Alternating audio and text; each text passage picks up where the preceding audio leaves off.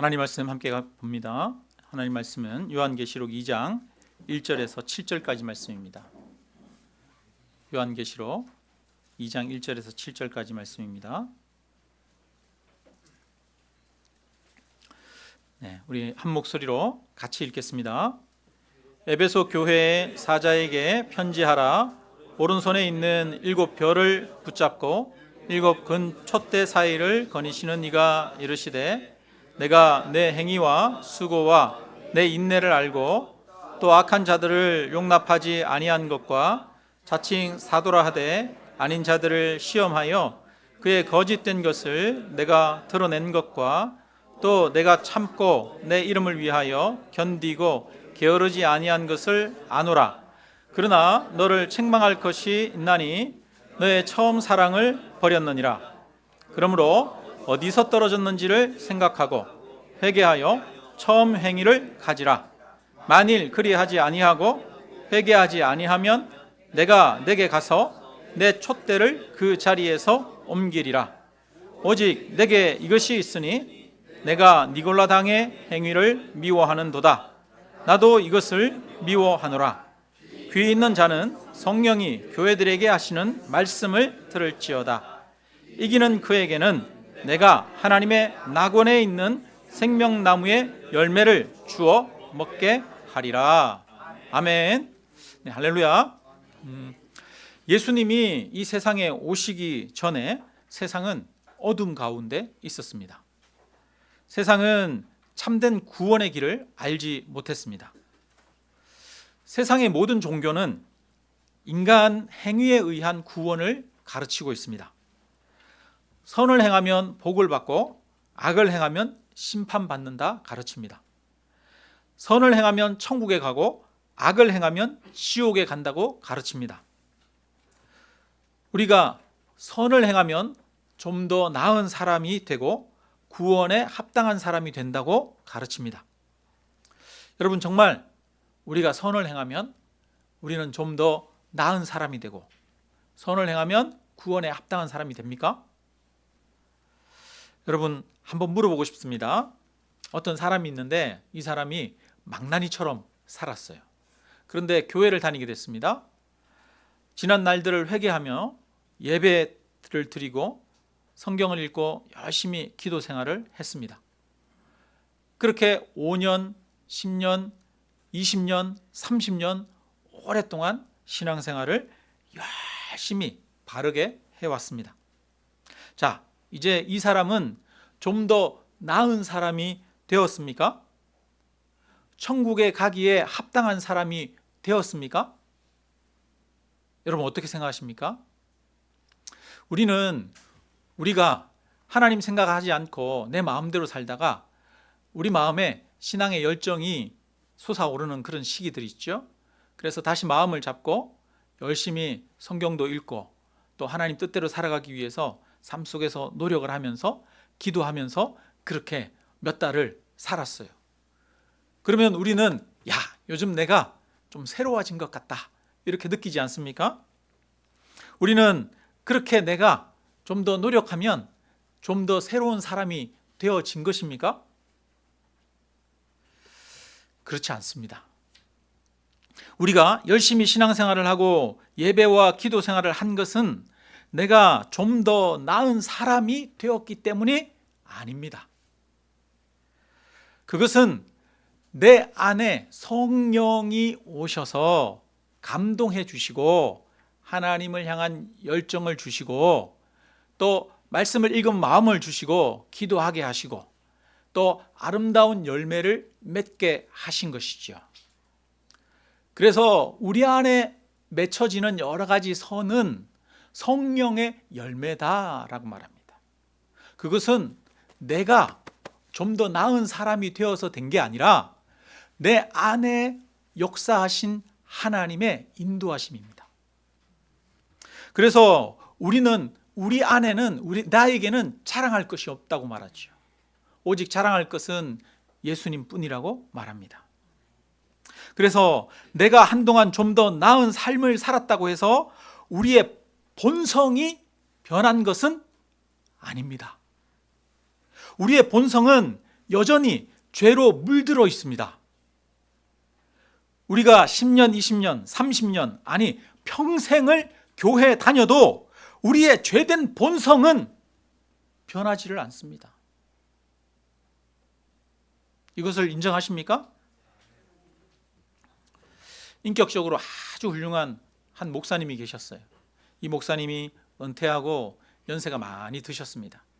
그런데 치매가 좀 생기기 시작했어요.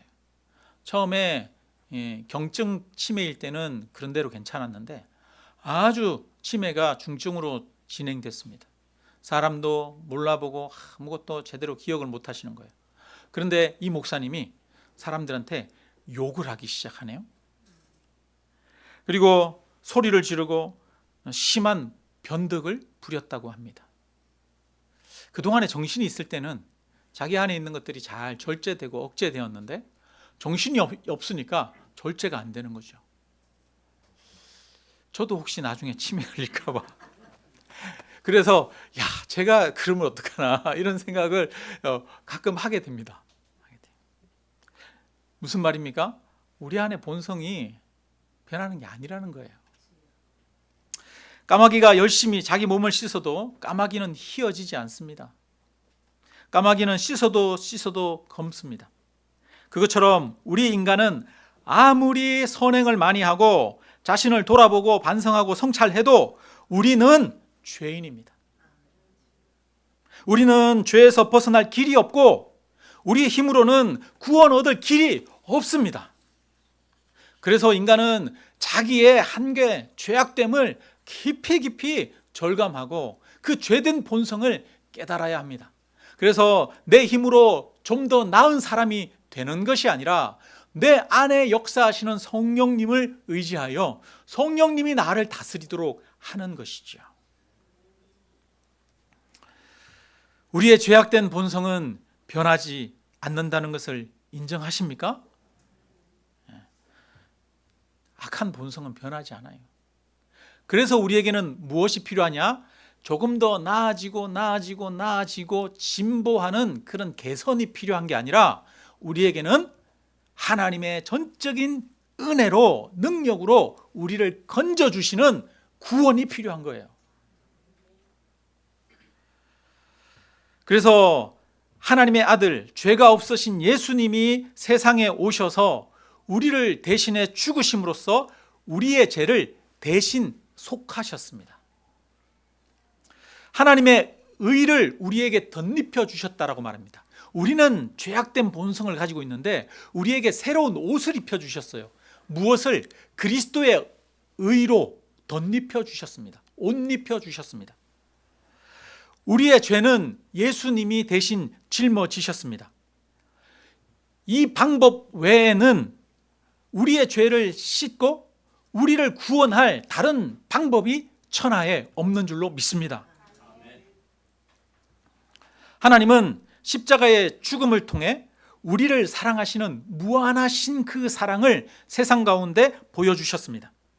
우리는 하나님의 값없이 베푸신 그 은혜와 사랑, 그리고 우리를 위해 대신 죽으신 그 대속으로 인해 구원을 얻습니다. 우리를 구원하는 것은 우리의 선행이 아니라, 우리의 변화된 삶이 아니라 하나님의 은혜와 사랑입니다. 하나님의 의를 덧입혀 주셔서 그 은혜로, 그 하나님의 의로 우리가 구원을 얻는 것입니다. 예수님이 이 세상에 오시기 전에는 이 진리가 세상 가운데 온전히 가르쳐지지 않았습니다. 세상 가운데 하나님의 은혜와 사랑, 구원의 지식과 그 구원의 원리가 세상 가운데 드러나지 않았습니다. 그래서 세상에는 여전히 어둠이었던 거죠. 참된 진리에 대한 어두움, 구원에 대한 어두움이 있었던 것입니다. 세상에는 은혜로 구원 얻는 이 진리가 전혀 낯선 것이었습니다. 여러분, 지금도 세상 사람들에게는 예수 그리스도를 믿음으로 구원 얻는다라고 하는 이 복음의 진리가 낯섭니다. 예수 안 믿는 사람들, 보통 사람들에게 어떻게 하면 구원 얻어요? 어떻게 하면 천국 가요? 이렇게 물으면 착한 일 많이 하면 천국 가겠죠? 이렇게 얘기를 합니다. 대부분의 사람들이 이 행위로 인해 구원 얻는 것, 내가 행위를 잘하면 내가 좀 더 나아진다라고 생각을 합니다. 지금도 그래서 복음의 진리는 세상에 낯선 것입니다. 근데 초대교회 시절에는 이 복음의 진리가 정말 낯선 것이었을까요? 익숙한 것이었을까요? 초대교회는 복음이 더 지금보다도 더 낯선 것이었죠. 새로운 것이었습니다.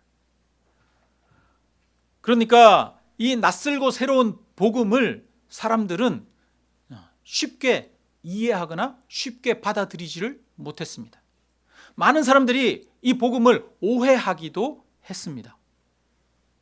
그리고 그것을 온전히 이해하고 그 복음이 제대로 정립되는 데는 시간이 걸리는 것이죠.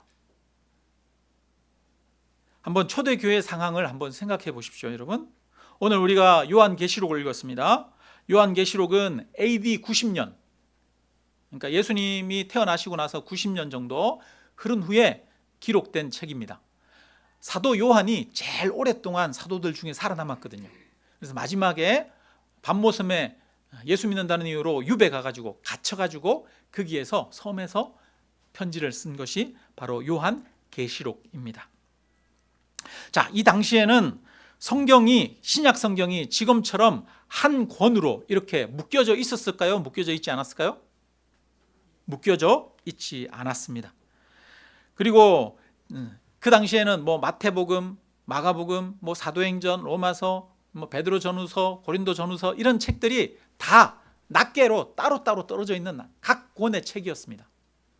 그러니까 어떤 교회는 요런 책들을 가지고 있고 어떤 교회는 요런 다른 책들을 가지고 있고 교회들마다 가지고 있는 책들이 달랐어요.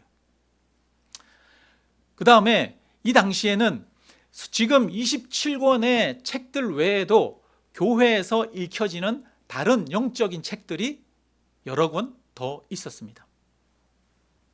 그러니까 이것은 하나님의 영감받은 말씀이야, 이것이 우리 신앙의 기준이야 라고 하는 것들이 확립이 되지 않았어요. 초대교회 때는.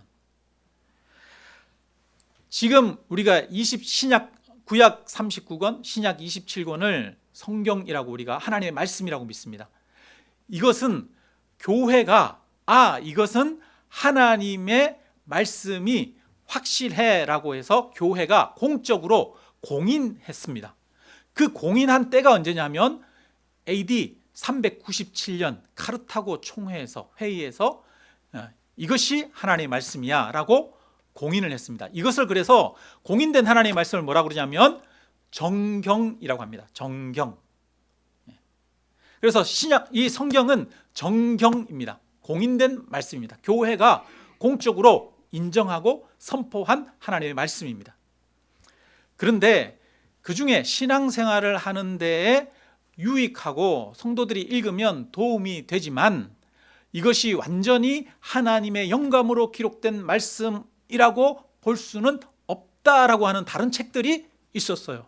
그런 책들을 뭐라고 하느냐면 위경이라고 합니다. 위경. 그러니까 아주 초기 교회에는 성경이 제대로 집대성이 되지 않았다.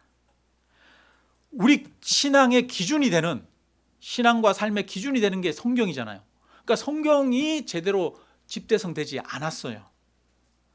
기준이 제대로 세워지지 않았어요. 그러면 오늘날 우리가 신앙생활을 하는 것보다 옛날에 초대교회 시절에는 신앙생활을 하는 게 어떤 것이 옳은 것이고 바른 것인지 분별하는 게 좀 더 힘들었을까요? 쉬웠을까요? 분별하는 게 좀 더 힘들었겠죠. 아까 제가 복음은 그 당시에 전혀 낯설고 새로운 것이라고 말씀드렸습니다. 낯설고 새로운 것이 들어왔는데 게다가 그것의 기준이 되는 하나님의 말씀이 제대로 정경으로 형성되지 않았어요. 그러니까 신앙과 신학이 제대로 완전히 정립되지 않았어요. 교회는 역사 속에서 여러 이단들이 생겨나고 다른 주장들과 다른 어떤 생각들이 생겨나면서 그런 것들을 정리해 가는 과정에서 신앙과 신학이 제대로 정립되어져 갑니다. 그러니까 교회 안에는, 초대 교회 안에는 하나님에 대해서, 예수님에 대해서, 구원에 대해서 이런저런 다른 주장을 하는 사람들이 많이 일어났어요. 교회 안에 이단 사상들이 교회 안에서도 많이 생겨났어요. 어쩔 수 없었겠죠.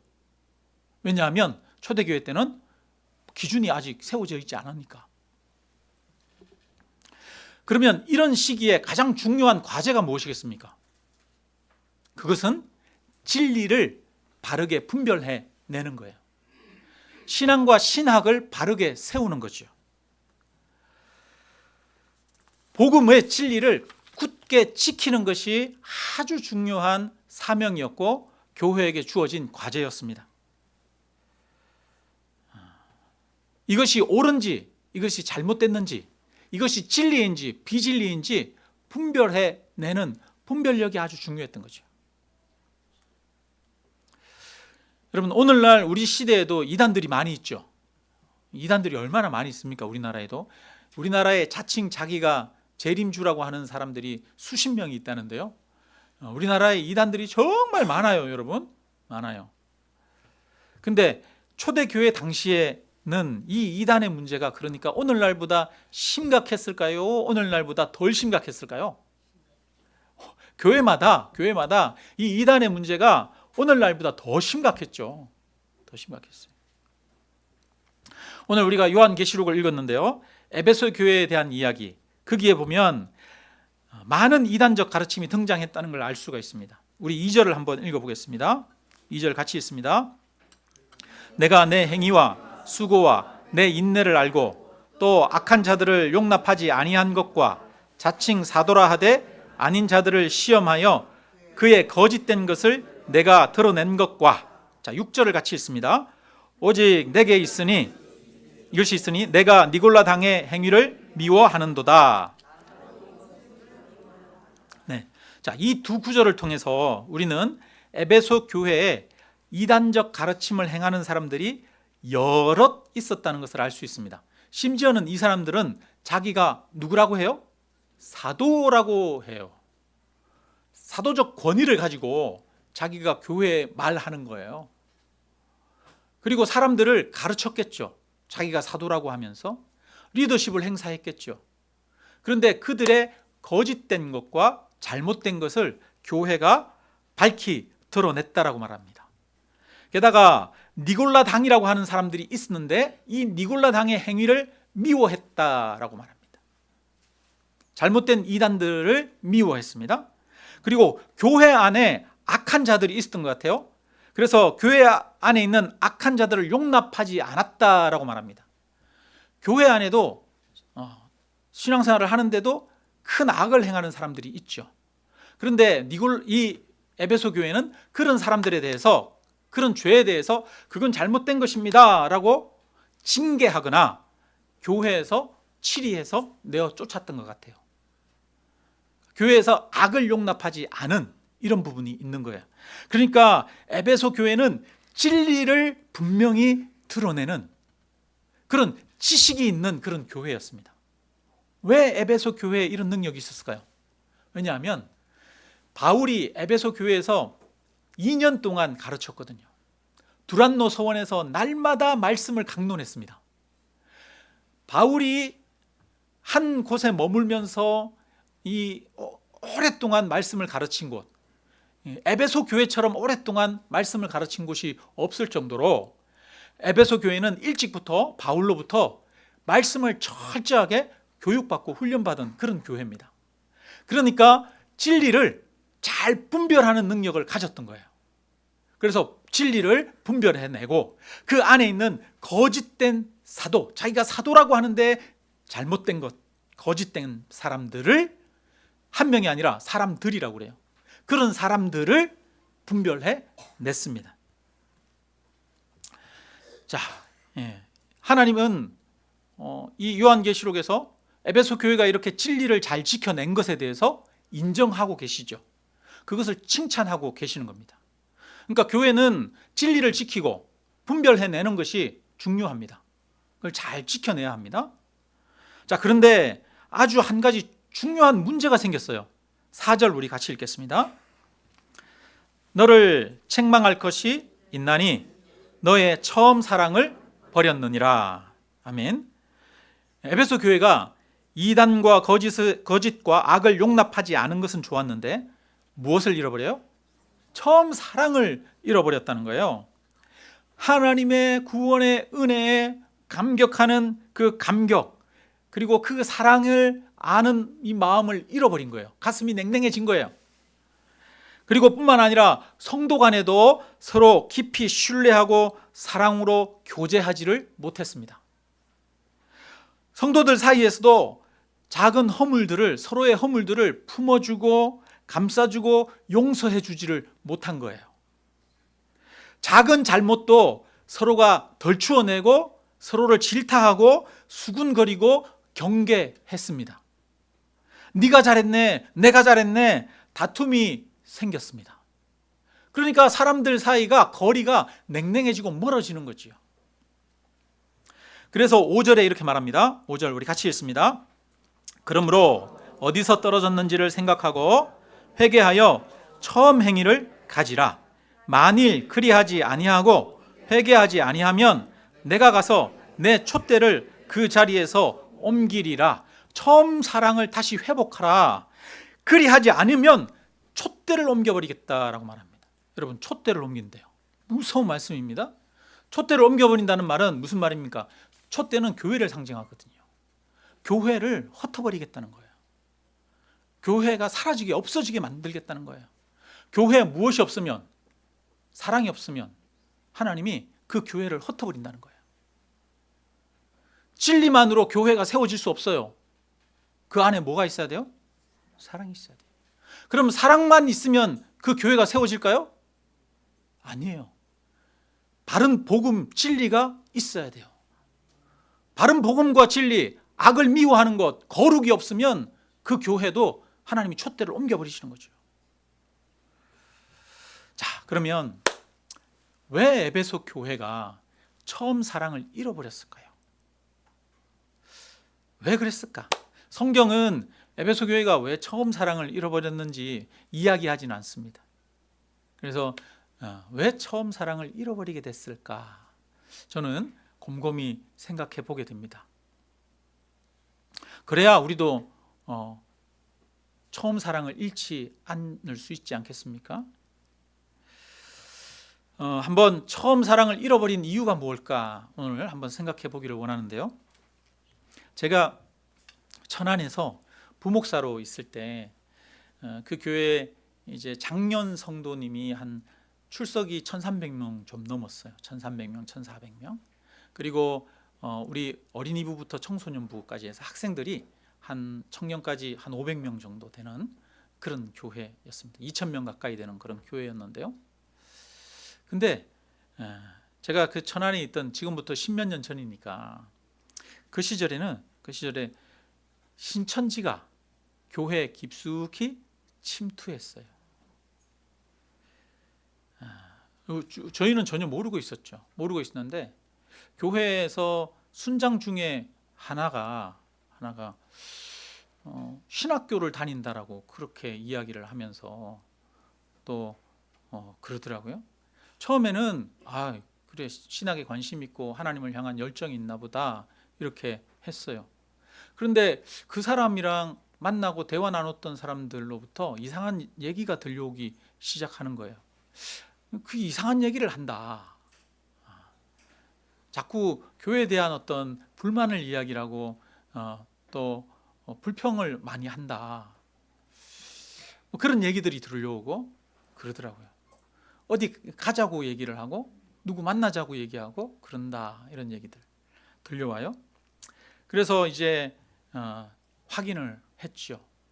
주변 사람들한테 묻고 또 확인하는 과정 중에 신천지인지도 그분에게 묻고 그렇게 했어요.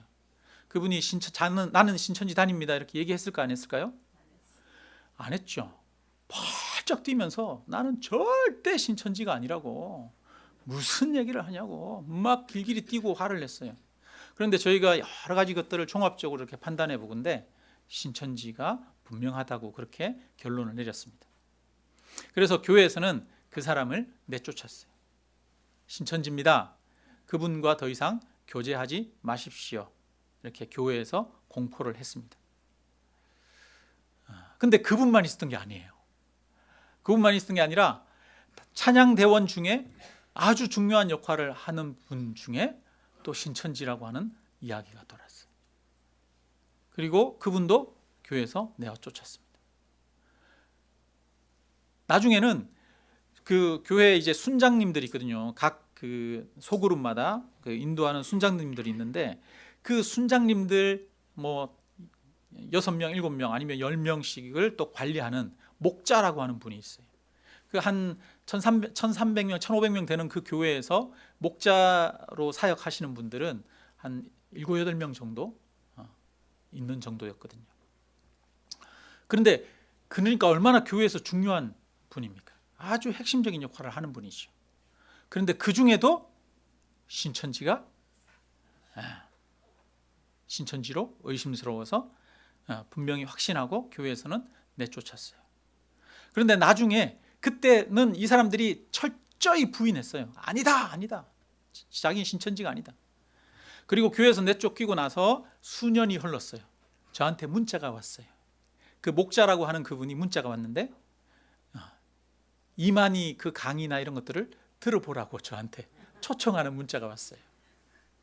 아니라고 했는데 사실은 신천지가 맞아요, 아니에요? 밖에 나가서 몇 년이 지난 후에는 완전히 자기 정체를 드러내더라고요. 근데 교회에서 나가는 그때는 자기 정체를 드러내지 않았어요. 철저하게 아니라고 얘기했어요.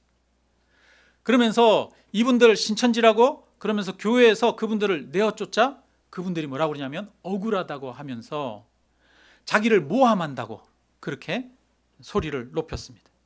그러면서 교회가 이러면 되느냐고 그런 이야기를 하는 거예요. 게다가 자기는 신천지가 아닌데 자기가 목사님에게 이렇게 했더니 목사님이 나에 대해서 개인적 감정을 가지고 나를 신천지로 몰아서 쫓아냈다라고. 심지어는 목사님에 대한 아주 험악한 이야기들을 퍼뜨리기 시작했어요.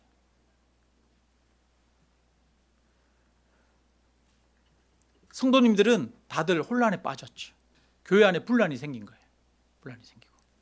그리고 또 성도님들 사이에서도 아니 저 사람 혹시 신천지 아니야? 저 사람 혹시 그러면서 조심하게 되는 거예요. 경계하게 되는 거예요. 쉽게 허물 없이 다가가지를 못하는 거예요. 교회 안의 분위기가 차갑고 냉랭해졌습니다. 여러분, 이단들이 교회에 들어오면 단순히 그 영혼만 노력하는 게 아니에요. 다른 이단들 있잖아요. 지금 다른 이단들도 많은데 교회에 직접 침투해서 교회를 어지럽히는 그런 이단들은 흔치 않아요. 신천지는 악랄하죠. 교회에 직접 침투해서 교회를 어지럽히죠. 그래서 그런 이단들이 교회 안에서 역사하고 교회 안에서 일하기 시작하면 그 교회가 굉장히 큰 혼동에 빠지는 거예요. 자, 에베소 교회를 보십시오. 에베소 교회에 자칭 선지자라고 하는 사람이 있었어요. 이 사람들의 말을 따르는 사람들이 있었을까요? 없었을까요? 있었겠죠. 그런데 그들의 거짓된 것, 그들이 진리 안에 바르게 있지 못하다는 것을 사람들이 논증하고 증거하고 나타냈잖아요. 그러면 이 자칭 거짓 선지자들은 가만히 있었겠습니까? 그렇지 않죠. 억울하다고 이야기를 하겠죠. 자기를 지지하는 사람들을 등에 업고 교회 안에 여러 가지 분쟁이나 논쟁이 일어나겠죠.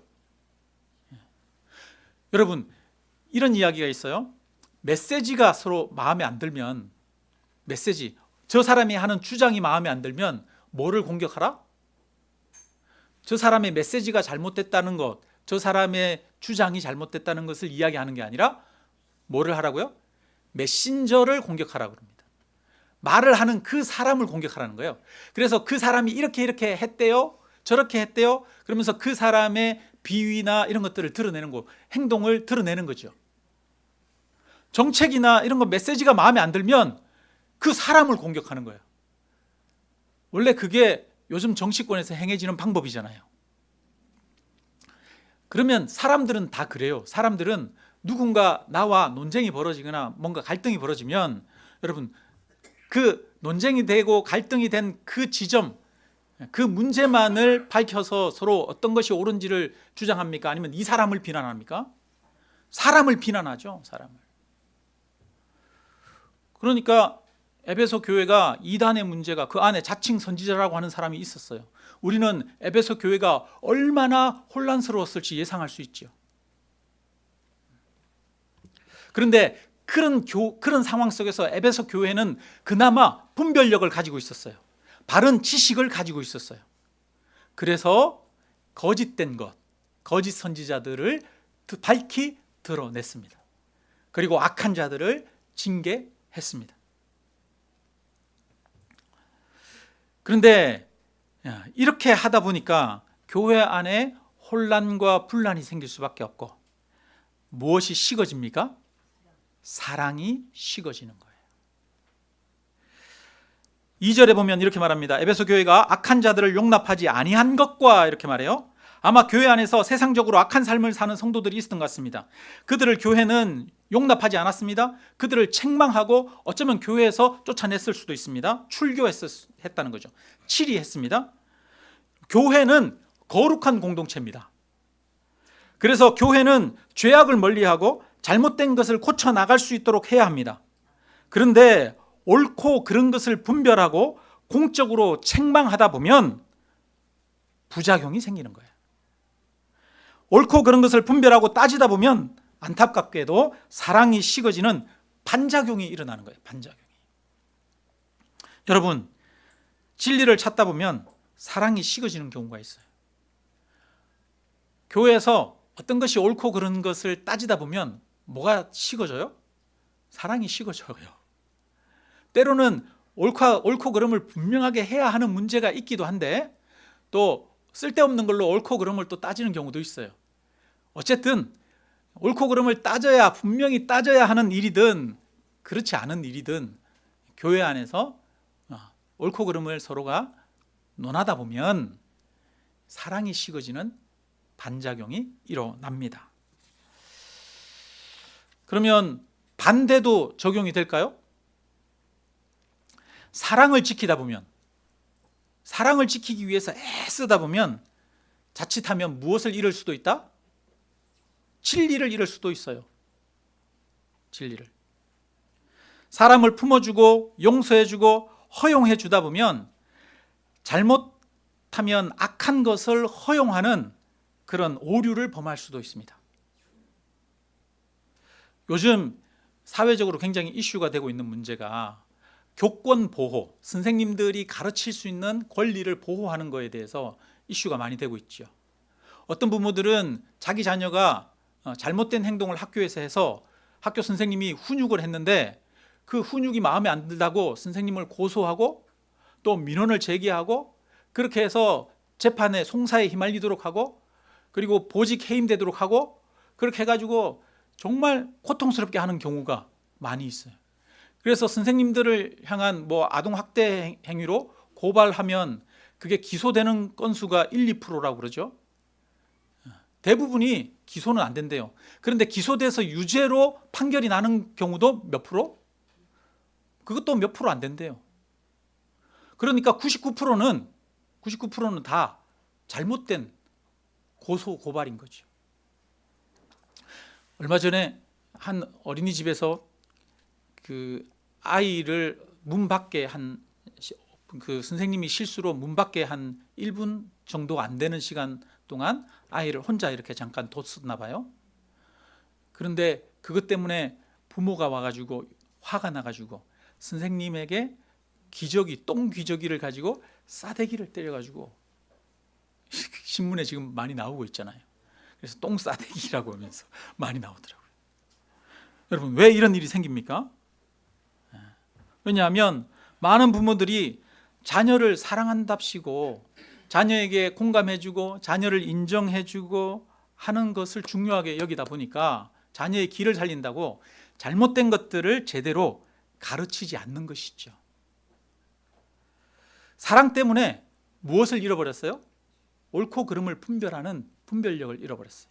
진리를 잃어버렸어요. 잠언에서는 이렇게 말합니다. 잠언 13장에 매를 아끼는 자는 그의 자식을 뭐함이라? 매를 아껴요. 너 괜찮아, 잘했어. 이렇게만 해요. 자식을 사랑하는 겁니까? 잠언에서는 매를 아끼는 자는 그의 자식을 미워합니다. 이렇게 말해요. 매를 아끼는 것, 제대로 된 분별력, 진리를 가르쳐주고 옳고 그름을 가르쳐주지 않으면 그거는 자녀를 미워하는 거다라고 말합니다. 그리고 자식을 사랑하는 자는 근실이 징계하느니라 라고 말합니다. 진정한 사랑은 진리를 가르쳐주는 거예요. 옳고 그름을 가르쳐주는 거예요. 무조건 감싸고 받아주기만 하는 것이 아니라 잘못된 것들을 수정해주고 고칠 수 있도록 해주는 것이 진정한 사랑인 것이죠. 고린도전서 13장에 보면 사랑에 대해서 말합니다. 사랑장이라고 그러죠. 고린도전서 13장 5절 6절에 보면 이렇게 기록되어 있습니다. 사랑은 악한 것을 생각하지 아니하고, 악한 것을 악하게 하는 것은 사랑이 아니죠. 불의를 기뻐하지 않으며 불의한데도 그것을 용납하는 것은 사랑이 아니라는 거예요. 진리와 함께 기뻐하고, 사랑은 참된 것, 진리를 찾는 것이라는 거예요. 참된 사랑은 악한 것을 미워하고 불의를 기뻐하지 않고 진리와 함께 기뻐하는 것입니다. 참된 사랑에는 의가 있어야 하고요, 참된 사랑에는 진리가 있어야 합니다. 바른 것이 있어야 참된 사랑이에요. 그러니까 바른 것이 없는 사랑은 참된 사랑이 아니에요. 그런데 반대로 사랑이 없고 바르기만 하면 그것도 참된 것이 아니에요. 우리는 진리를 붙들어야 하고 동시에 사랑도 지켜야 합니다. 하나님이 오늘 말씀에서 에베소 교회에게 그 진리를 드러낸 것에 대해서 칭찬하고 있죠. 진리를 지켜야 된다는 거예요? 안 지켜야 된다는 거예요? 진리를 지켜야 된다는 거예요. 옳고 그름을 분별해야 된다는 거예요. 그런데 동시에 뭘 해야 한다는 거예요? 사랑을 잃지 않아야 된다는 거예요. 우리는 진리를 붙들어야 하고 동시에 사랑도 지켜야 합니다. 사랑도 지키고 동시에 진리도 세워야 합니다. 이거를 다른 말로 은혜와 진리라고 말하지. 하나님은 어떤 하나님? 공의의 하나님. 하나님은 사랑의 하나님. 하나님은 무섭게 심판하시는 하나님, 의의 하나님. 하나님은 우리를 긍휼히 여기시고 용서하시는 하나님. 이 두 가지가 동시에 온전하게 있는 분이 하나님이십니다. 하나님은 정의를 지키시는 분이십니다. 그러면서도 하나님은 긍휼과 은혜를 가지신 분이십니다.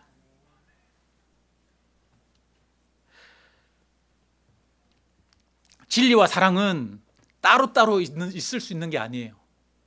진리와 사랑이 따로 있는 것은 그것은 거짓입니다. 진리와 사랑은 동전의 양면입니다. 진리와 사랑은 쌍입니다. 한 쌍으로 있어야 참된 겁니다. 여러분, 진리만 주장하는 사람 참되지 않습니다. 사랑만 주장하는 사람 거짓된 사람입니다. 예전에 대학 다닐 때 이런 말을 했어요. 머리는 차갑게, 무엇은 뜨겁게? 가슴은 뜨겁게. 대학 때 이런 이야기를 했습니다. 냉철한 이성을 가지고 옳고 그름을 분별하고 정의를 구하고 진리를 구해야 한다, 이렇게 말했습니다. 그러나 무엇은 따뜻하게, 가슴은 따뜻하게. 그 진리가 사람을 죽이지 않고 사람을 살리고 사람을 회복시키고 사랑할 수 있도록 해야 된다는 거예요. 하나님은 우리의 죄를 미워하시고 의를 기뻐하십니다. 그래서 하나님은 인간의 죄를 심판하십니다. 하나님은 홀이라도 남김이 없이 갚기 전에는 나오지 못할 것이라 말합니다. 그런데 그 하나님께서 또한 우리를 사랑하십니다. 그래서 우리 죄에 대한 심판을 행하시되 하나님의 아들 독생자 예수님이 대신 십자가에 심판받게 하심으로 우리의 죄를 용서하시고 우리를 덮어주셨습니다.